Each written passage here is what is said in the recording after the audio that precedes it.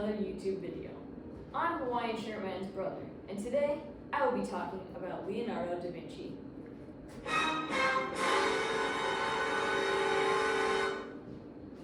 Yes, Leonardo da Vinci. But before we get into the video, a big thanks to NordVPN. And another big thanks to my editors, who still don't exist. Now, let's get into the video.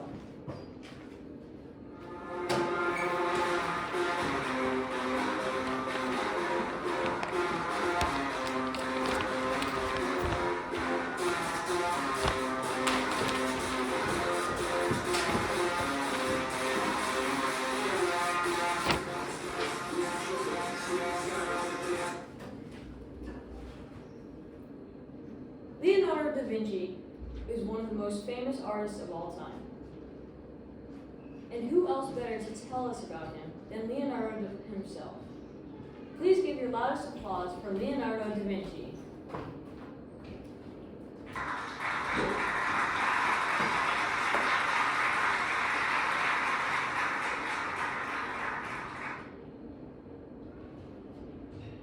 Welcome, Leonardo, to the show. How was your flight here? It was awesome. I also like your shirt. It really fits the theme. Oh, thank you. First, can you give us some historical background? Oh, yes, I can. So, the Renaissance period started in the 15th century in Europe. Historians believe the increased interaction between different civilizations caused the Renaissance to happen. In 1434, the Medici family took control of Florence. This was important because the Medici family loved art and supported the Renaissance a lot. In 1450, the Renaissance Center became Florence with the help of the Medici family. Well, that's great. Now, can you tell me a little bit about your life? Sure, why not? My real name is Leonardo da Vinci. It means son of Piero from Vinci. I was born near Vinci, which is also near Florence, Italy. I'm an illegitimate child. My father's a notary. My mother is a peasant, and they never got married. As an illegitimate child, I never attended school and could not go to university, so my father got me tutors to learn. Wow, so being an illegitimate child really meant you didn't exist in Florence, huh? Yeah. Wow. Alright, well, I know you moved from Vinci to Florence in 1464. Could you, speak on that? Yeah, I did. Yeah. Oh, so Hawaiian Shirtman believes that this was the most important moment in your life. He said, the move opened up many doors for you and made you become a famous artist. Yeah, I do agree with Hawaiian Shirtman. That might be the smartest thing I've ever heard. He might be a great man, you know? Like, really intelligent, you know? Yeah, I agree. Hawaiian Shirtman is very intelligent. Many people who have researched you also think you were gay. Can you tell us a little more about that? Yeah. I was arrested for sodomy along with 3 other men at the age of 24 years old. At the time, sodomy was considered a crime punishable by death. If charges had gone through, all of my art, my inventions, my medical breakthroughs would have never happened. Wow, that's crazy. And 24 is really young. Yeah. But to all the viewers out there, I just want to tell you that Leonardo might have never been caught if he protected himself using NordVPN.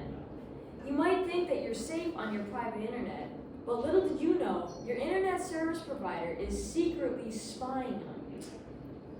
This is why you should use NordVPN. NordVPN ensures that you are on the safest network possible, and also you will be protected, and NordVPN will not steal any of your personal information. Yeah. But there was not enough evidence, so all the charges were dropped.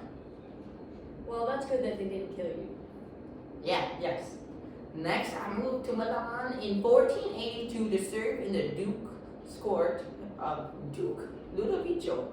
I liked working here because they gave me a lot of projects that suited my interests and my abilities. I spent 17 years in Milan, and some of my most famous paintings were made there, like The Last Supper and Virgin on the Rocks. I was serious about my art, and that gained me a high respect in the king's court, or the duke's court.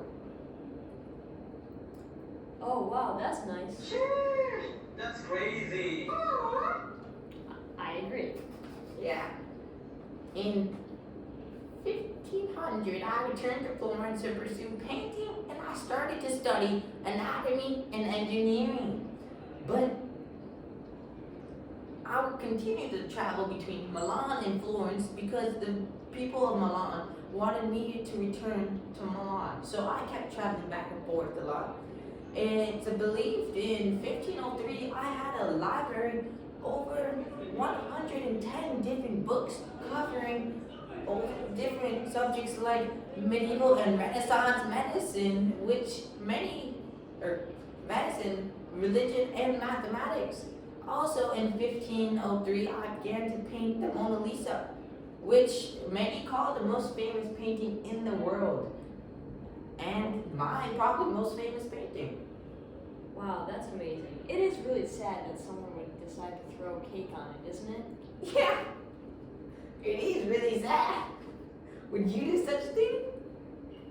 Well, in my local museums, there is no cake, so I couldn't really give you a straight answer on that. But probably depending on the cake flavor, it would really. I mean, if it's a cake that I want to eat, I'm obviously not going to waste it on throwing on a priceless painting. Yeah. But I mean, if it's like, Are you diabetic? yes, I am diabetic, but I do love me some chocolate cake. Oh. A red velvet cake, I can't promise I wouldn't throw on your paintings. Okay. So I moved to Rome in 1513. There was political events that caused me to move, and those political events caused the French occupiers of Rome or of Milan to leave, and that's why they wanted me to come back. So, yeah, there in Rome, I lived with Giuliano da Vinci, a friend of mine, and the brother of the new Pope Leo X. He also gave me a monthly salary, but did not ask for me to make new works of art. I would live in Rome for the next 3 years. This time had artistic activity, and a lot of young artists were around. I would start to study mirrors during this time, and that's why there's a lot of self-portraits of me looking very old, because I was in my late 60s when I moved to Rome. At the age of 65, I accepted invitation from King Francis I to be a part of his service in France. I would spend the next 3 years of my life in there. The king treated me like an honored guest and allowed me to do whatever I wanted. In 1519, I died at the age of 67. Wow, that's a great story.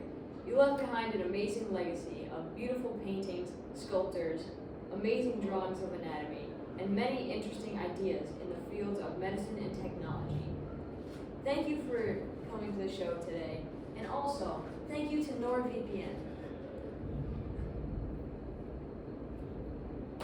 See you next time.